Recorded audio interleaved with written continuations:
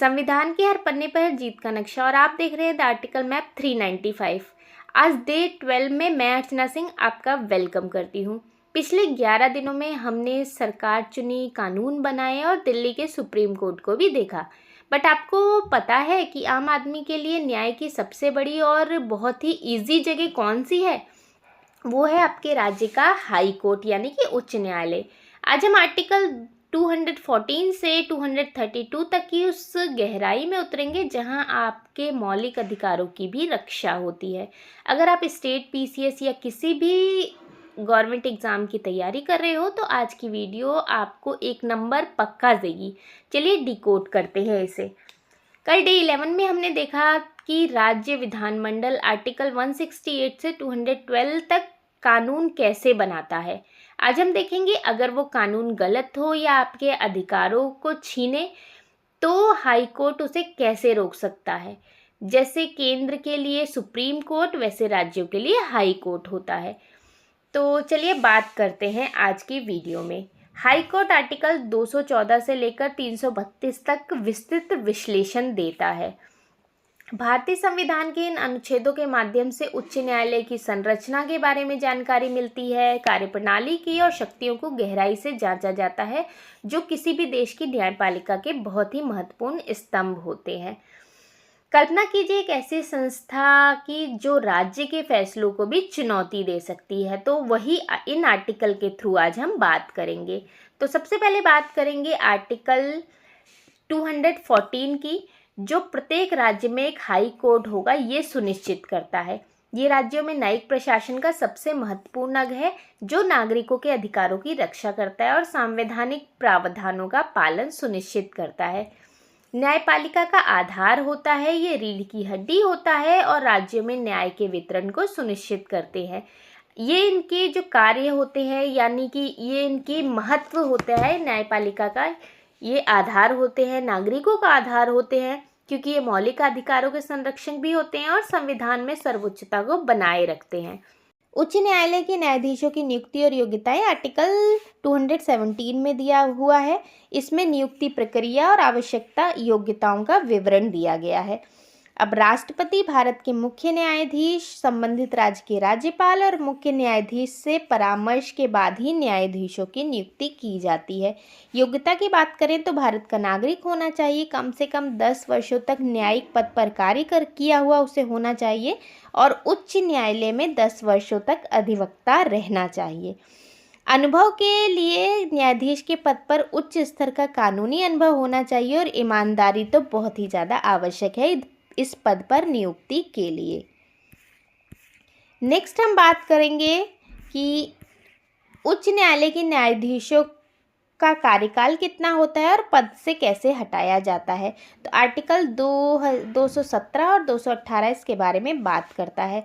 तो उच्च न्यायालय के न्यायाधीश 62 वर्ष की उम्र तक अपने पद धारण करते हैं और पद से हटाने की प्रक्रिया अत्यंत जटिल और कठोर है, जो उनकी स्वतंत्रता को सुनिश्चित करती है। इसके अंदर ग्राउंड्स ऑफ रिमूवल होता है प्रूवन मिसबिहेव और इनकैपेसिटी, मतलब कि अगर साबित कदाचार के कारण इन्हें हटाया जाता है या फिर किसी काम को करने में असक्षम हो तो। अब पार्लियामेंट में इसका रेजोल्यूशन दिया जाता है दोनों ही हाउसेस के में, यानी कि राज्यसभा और लोकसभा दोनों में इनको हटाने की प्रक्रिया चलाई जाएगी। अगर वो प्रक्रिया पास हो जाती है तो प्रेसिडेंट के ऑर्डर से उनको हटाया जाएगा। अब बात करेंगे उच्च न्यायालय के न्यायाधीशों का स्थानांतरण, मतलब कि उनका तबादला, जो आर्टिकल 222 के तहत कहा गया है। तो राष्ट्रपति को भारत के मुख्य न्यायाधीशों के परामर्श के बाद एक उच्च न्यायालय से दूसरे उच्च न्यायालय में न्यायाधीशों का स्थानांतरण करने की शक्ति मिली हुई है। ये न्यायपालिका में एक रूपता, प्रशासनिक दक्षता बनाए रखने के लिए ज़रूरी है। मतलब ये नहीं हो कि वो एक ही राज्य में टिका रहे, उनको अलग अलग क्षेत्रों में भेजा जाता है। अब इसके लिए ये क्यों ज़रूरी है? ये राष्ट्रपति के आदेश के तहत होता है। ये राष्ट्रपति की ये शक्ति भारत के मुख्य न्यायाधीश के परामर्श के बाद ही दी जाती है। न्यायपालिका की स्वतंत्रता होती है इसमें। स्थानांतरण न्यायिक स्वतंत्रता, अखंडता को बनाए रखने के लिए सावधानी से किया जाता है। इसका उद्देश्य न्यायिक संतुलन और प्रशासनिक आवश्यकताओं को पूरा करना होता है। अब बात करेंगे उच्च न्यायालय की अधिकारिता और शक्तियों की, जो कि आर्टिकल 225, 226 और 227 में कहा गया है। उच्च न्यायालय के पास व्यापक अधिकारिता और शक्तियां होती हैं, जिनमें मूल और अपीलीय क्षेत्राधिकार शामिल हैं। आर्टिकल 225 उच्च न्यायालय के मौजूद क्षेत्राधिकार को बरकरार रखता है और आर्टिकल 226 मौलिक अधिकारों के प्रवर्तन और अन्य उद्देश्यों के लिए रिट जारी करने की शक्ति रखता है। तो ये बहुत ही इंपॉर्टेंट आर्टिकल है कि उच्च न्यायालय रिट जारी करने की शक्ति कौन से आर्टिकल के तहत रखता है। आर्टिकल 227 अधीनस्थ न्यायालयों पर अधीक्षण की शक्ति रखता है। अब हम बात करेंगे कि उच्च न्यायालयों अधीनस्थ जो न्यायालय होते हैं उस पे उच्च न्यायालय का अधीक्षण होता है, वो आर्टिकल 227 में कहा गया है। बट ये कैसे करता है इसके बारे में अब बात करते हैं। तो प्रत्येक उच्च न्यायालय अपने क्षेत्राधिकार के भीतर सभी न्यायालयों और न्यायाधिकरण पर अधीक्षक की शक्ति प्राप्त है, मतलब कि वो उनके कामकाज की निगरानी और नियंत्रण रखता है उस पर। इसके लिए बहुत इंपॉर्टेंट हो जाता है। अब निगरानी कैसे रखता है, तो उच्च न्यायालय अधीनस्थ न्यायालयों के कामकाज की निगरानी करता है उनसे, क्योंकि वो उनसे कोई भी रिकॉर्ड मांग सकता है किसी भी मामले में जिन्होंने उसमें फैसला लिया हो, नियम बनाता है उनके लिए, प्रक्रिया और कार्यप्रणाली के लिए, जो उनके काम में समन्वय बना रहे, काम में कोई डिले ना हो, कोई जैसे कि एक न्यायालय कोई और काम कर रहा है, दूसरा न्यायालय कोई और काम कर रहा है, ऐसा ना हो, दोनों में समन्वय बना रहे, इसके लिए कार्य करता है उच्च न्यायालय। अब बात करेंगे कि उच्च न्यायालय में कुछ मामलों का स्थानांतरण होता है, जो कि आर्टिकल 228 में कहा गया है। इसमें उच्च न्यायालय को ऐसे मामलों को अधीनस्थ न्यायालयों से अपने पास स्थानांतरित, मतलब अपने पास मंगवाने की अनुमति होती है, जिनमें संविधान की व्याख्या से संबंधित कानून का कोई महत्वपूर्ण प्रश्न शामिल हो। मतलब कि ऐसा कोई केस आ गया हो जिसमें संविधान की व्याख्या पे प्रश्न चिन्ह लग रहा है, तो उच्च न्यायालय कहता है कि वो केस मुझे लाके दे दो। ये सुनिश्चित करता है कि ऐसे महत्वपूर्ण संवैधानिक प्रश्न का निपटारा उच्च न्यायालय खुद ही करेगा।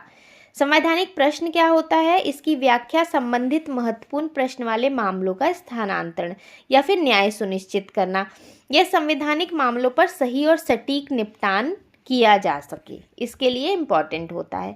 अब उच्च न्यायालयों के अधिकारियों और कर्मचारियों का प्रावधान आर्टिकल 229 में कहा गया है। न्यायाधीशों के अलावा और भी बहुत से कर्मचारी होते हैं जो हाई कोर्ट में काम करते हैं। तो आर्टिकल 229 में उच्च न्यायालय के मुख्य न्यायाधीश को न्यायालय के अधिकारियों और कर्मचारियों को नियुक्ति करने की शक्ति प्रदान करता है। यह न्याय की प्रशासनिक स्वतंत्रता और दक्षता के लिए बहुत ही इम्पॉर्टेंट है। अब नियुक्ति की शक्ति होती है, ये मुख्य न्यायाधीश के पास होती है। सेवा की शर्तें जो होती हैं वो ये नियम बना सकता है और नियंत्रण कर सकता है मुख्य न्यायाधीश ही इसको। इसके अलावा वित्तीय स्वायत्तता होती है कि न्यायालय का प्रशासन स्वतंत्र रूप से कार्य कर सके, इसके लिए इम्पॉर्टेंट हो जाता है। अब बात करेंगे कि उच्च न्यायालय से संबंधित विविध प्रावधान और सारांश की, जो हमने अब तक बात की उसके निष्कर्ष के रूप में हम देखेंगे। तो पहले बात करते हैं आर्टिकल 230, 231 और 232 की। तो 230 कहता है कि उच्च न्यायालय के क्षेत्राधिकार का संघ राज्य क्षेत्रों तक विस्तार होगा। 231 कहता है कि 2 या 2 से अधिक राज्यों के लिए एक ही उच्च न्यायालय की स्थापना की जा सकती है, जो कि की भी गई है कई राज्यों में। आर्टिकल 232 कहता है कि इस भाग में कुछ उच्च न्यायालयों के न्यायाधीशों पर लागू प्रावधानों का निरसन होगा, मतलब कि वहाँ लागू नहीं होंगी ये चीज़ें। अब निष्कर्ष के तौर पे कह सकते हैं कि ये अनुच्छेद हाई कोर्ट की भूमिका और कार्यप्रणाली को परिभाषित करते हैं, जितने भी हमने अभी तक आर्टिकल पढ़े हैं, जो भारतीय न्यायिक प्रणाली के महत्वपूर्ण स्तंभ है। ये न्याय, निष्पक्षता और संवैधानिक सिद्धांतों का पालन को सुनिश्चित। अब बात कर लेते हैं कुछ ऐसे करंट अफेयर्स की जो 2025-26 में आप लोगों के एग्ज़ाम के लिए इम्पॉर्टेंट हो जाते हैं, जो इन आर्टिकल से जुड़े हैं। तो भारत में कई हाई कोर्ट ने अब अपनी कार्रवाई के लिए लाइव स्ट्रीमिंग शुरू कर दी है। मतलब कि कोई भी काम हो रहा है तो उसका लाइव जो है वो डाटा रखा जाता है, जिससे न्याय और पारदर्शी हुआ है। अब नेक्स्ट एक हमारा करंट अफेयर है कि हाल ही में कुछ हाई कोर्ट ने अपनी कार्रवाई और फैसलों को स्थानीय भाषा, जैसे कि हिंदी हो गई, तमिल हो गया, तमिल और गुजराती, इसमें उपलब्ध कराने की पहल की है। जो कि आर्टिकल 214 से 231 के प्रभावों को यहाँ बढ़ाता है।